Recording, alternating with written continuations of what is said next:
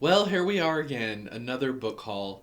I've had so many book hauls lately, and I mean, in my real life, I do book hauls all the time on this channel, as you know, but I have bought so many books lately that I don't know if I would actually be able to really put them all in a book haul and that it be concise and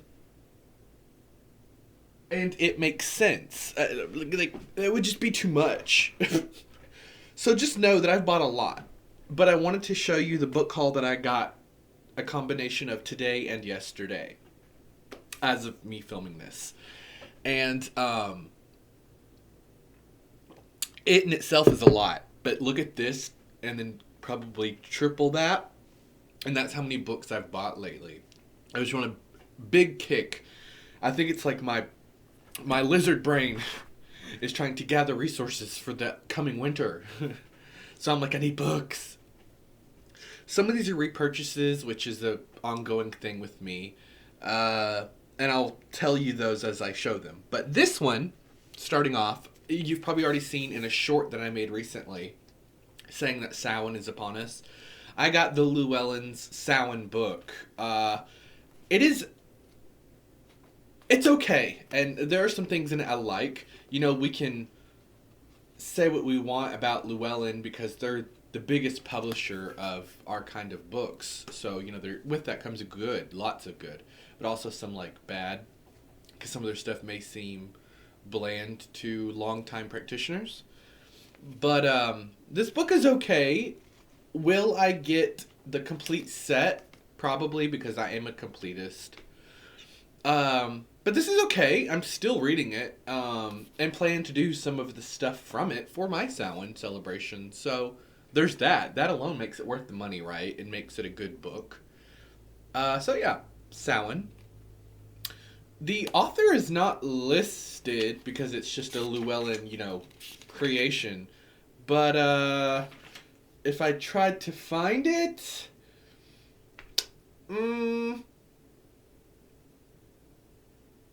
yeah, it's not listed. And I find that kind of shady. Okay, here we go. I suppose it's by Diana Rachel. I'm gonna say that's how you say her last name. But anywho, I got this. I got that directly from Llewellyn because I had a coupon code. If you're not subscribed to their coupons, you should really do that. But anyway, because you can get things 50% off a lot on their website. Next is a book that I really, really am excited to read out of all of these, and that is Anatomy of a Witch. This is a new purchase for me. Anatomy of a Witch, A Map to the Magical Body by, by Laura Tempest Zakharoff, with a foreword by Christopher Penczak, who I adore. And I am really excited for it. The book is full of her own artwork, which I appreciate.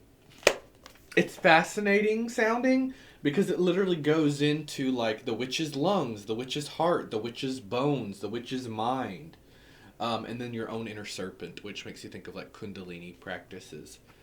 But I'm very excited. There's lots of journal prompts in it, which I always enjoy.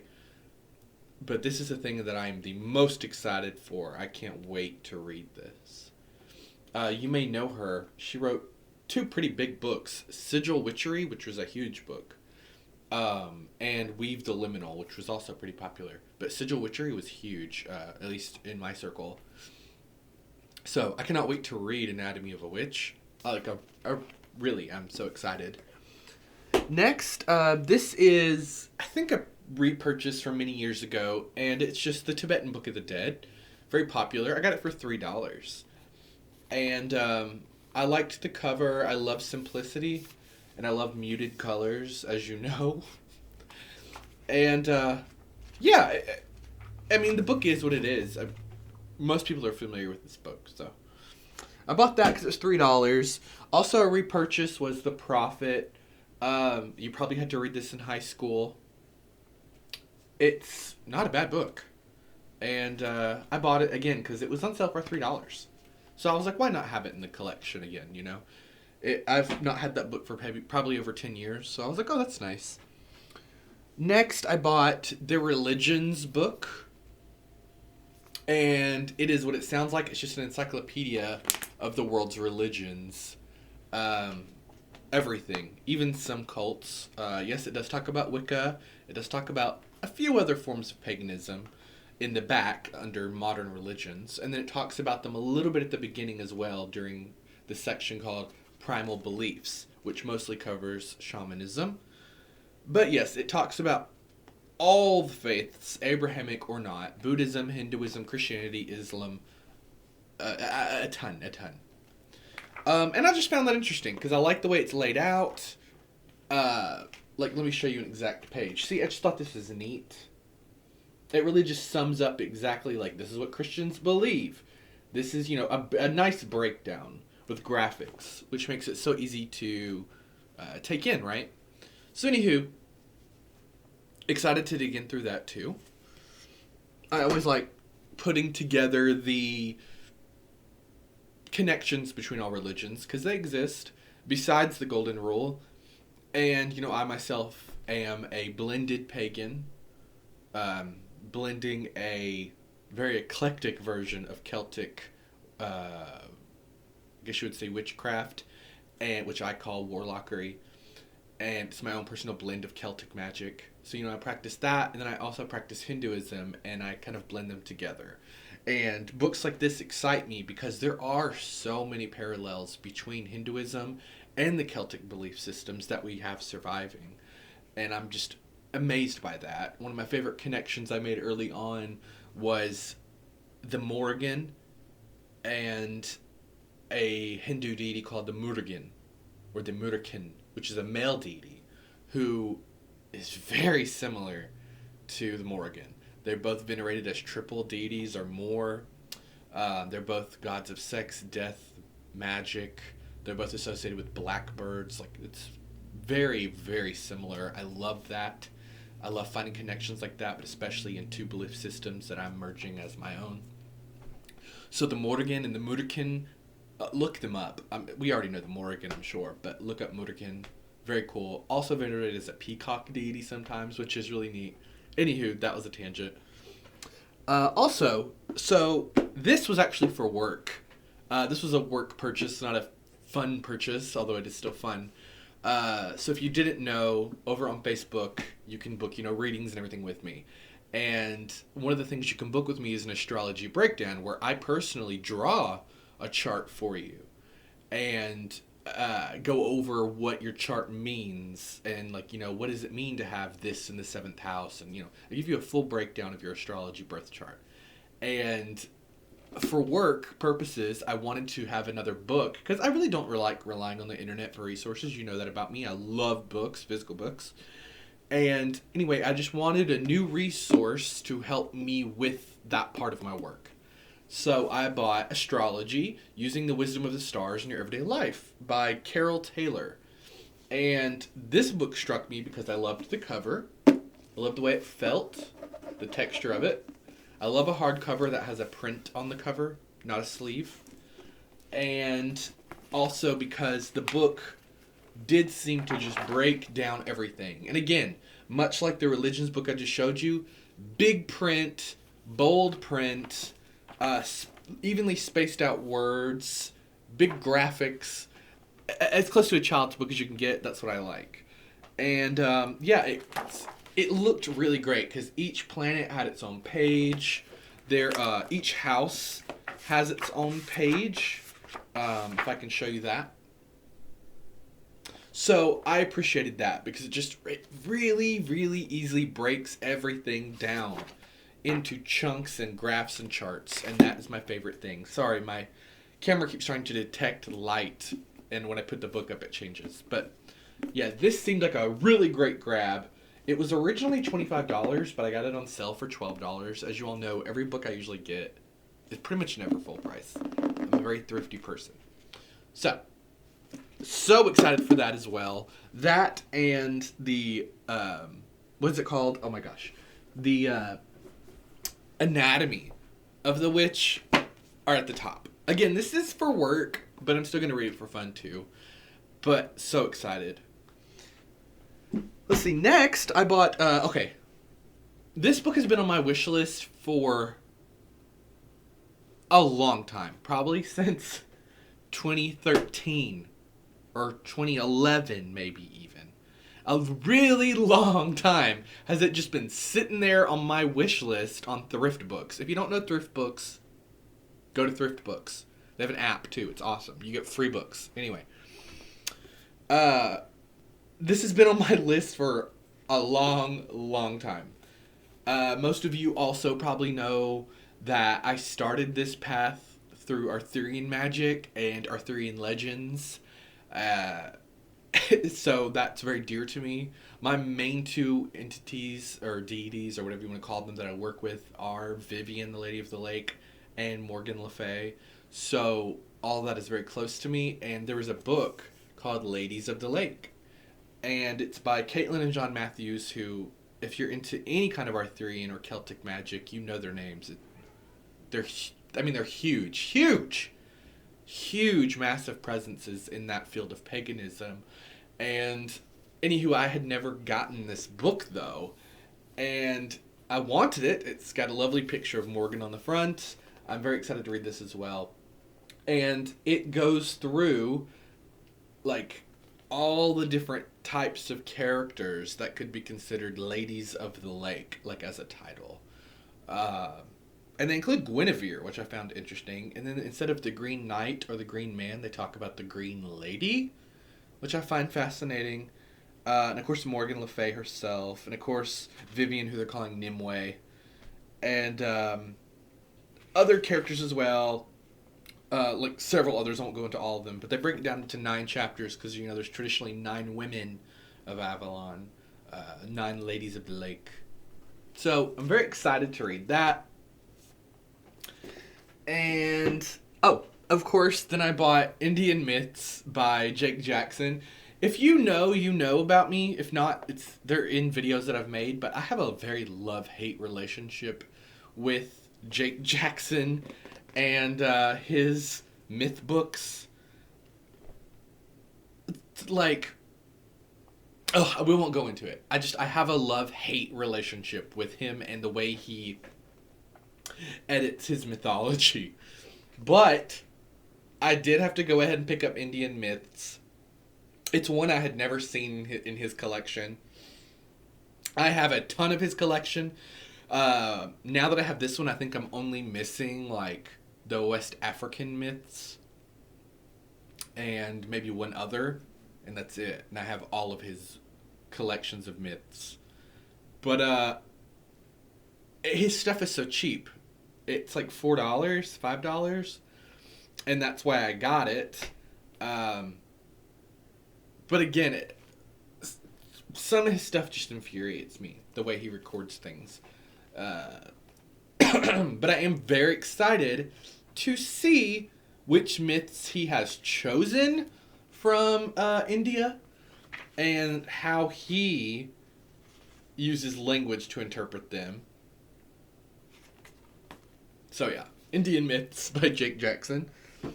Then, this is a repurchase from many years ago, the Autobiography of a Yogi by Paramahansa Yogananda. I hope I pronounced that first name right.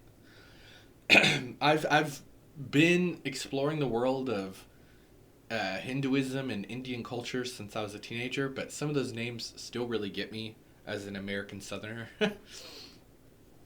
But, yeah, Paramahansa Yogananda.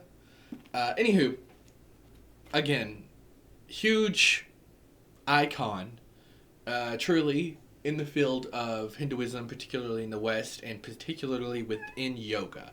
He's considered the father of yoga in the West. He really brought it to us over here in America in the 1940s, and I think late 30s. And this is his autobiography.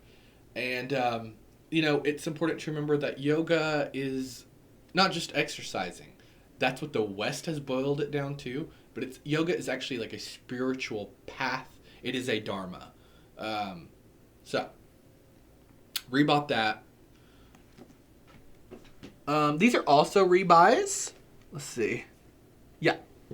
And that is the Bhagavat Gita, which is one of the Hindu holy texts, and the Ramayana. This, along with like the Upanishads and the Mahabharata, are usually the ones that people always think of or what they see when they Google what are Hindu texts. Sometimes you'll get the Vedas as well, which is a collection of 4 holy texts. But yeah, Hinduism doesn't have one single holy text like a Bible, and these aren't even necessary reading to be a Hindu. Some Hindus don't even use these. But I like having them from an academic standpoint, and because I don't really either actually use them a lot in my practice, but I wanted to have them again. I had given these away a long time ago, and yeah, I saw them on the shelf, and I was like, come back home with me, just to have the energy in my space, you know? So I rebought those, and this is a very nostalgic rebuy for me, and that is The Elemental Witch by Tammy Sullivan. This book is exactly what you think it is.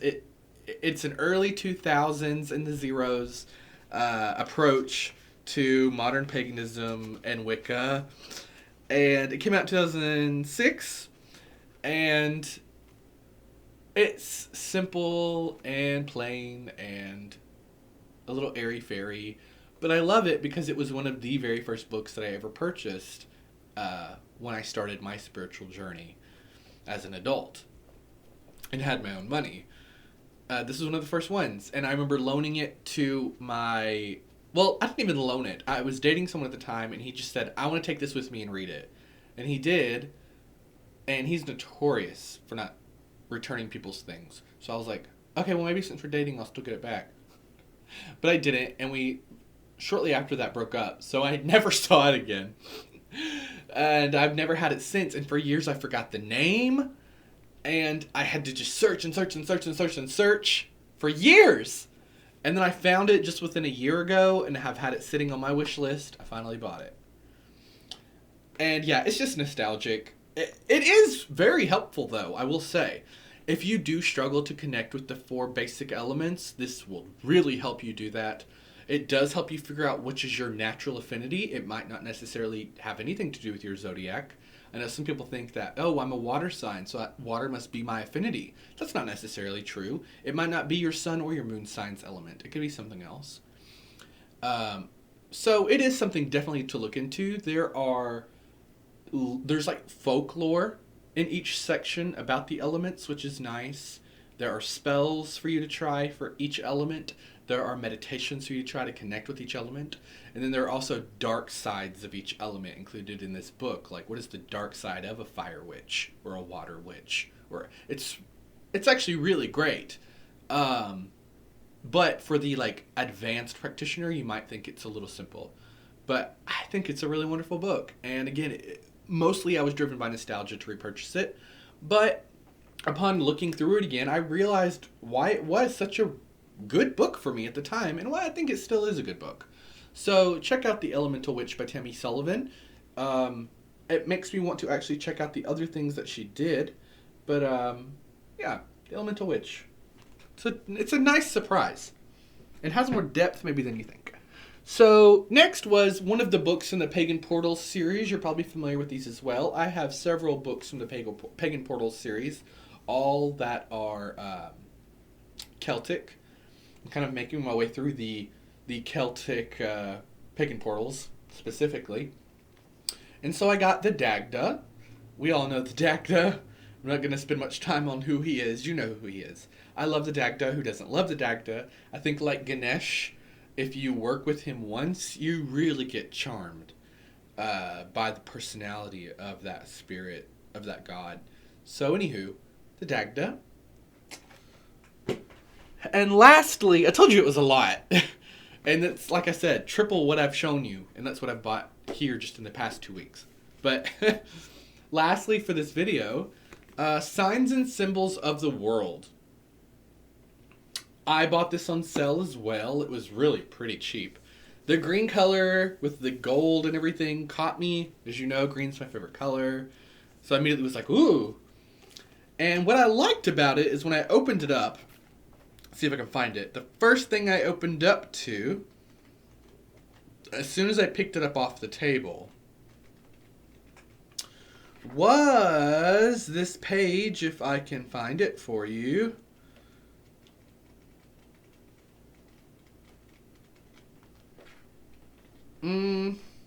Are you serious? Nah, I'm not going to be able to find it. Why is it like that? Oh, here we go. When I picked it up, I thought, oh, this is neat. What's inside of it? And I immediately opened to Ogum and Runes, or Ogham and Runes, which is awesome because, you know, on this channel about me as well, Ogham. I love Ogham, my favorite form of divination. Also love runes, and I do readings in runes and Ogham as my job. So that was really great and a sign. And what's cool is it's not just like occult and magical things, although that is all in here. Zodiacs from all over, hieroglyphs, Christian symbols, but also like mundane things are in here. It truly is just symbols of the world, be them occult or not, which I think is cool. There's music notes and everything in here because those are symbols.